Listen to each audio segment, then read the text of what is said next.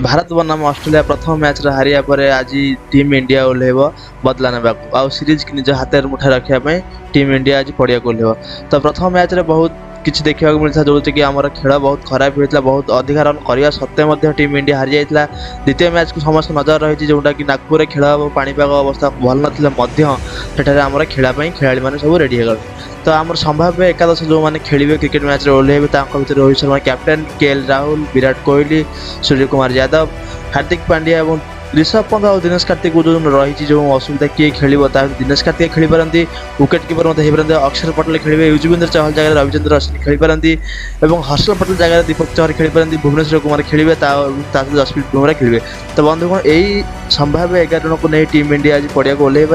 तो सीरीज की निज कब्जा रखापी टीम इंडिया चेष्टा करेंगे। तो आपण मतामत कौन खेला बसवा दरकार ना दिनेश कार्तिक जगह ऋषभ पंत खेलवा दरकार। तो आमको कमेंट निश्चित मतामत दिखाँ जदि भी आप भिडियो यूट्यूब देखते तो आम चैनल को सब्सक्राइब कर दिखाँ फेसबुक देखते तो लाइक कर दिंतु आउ शेयर कर दिंतु भिडियो भल लगे आम पेज को लाइक कर धन्यवाद।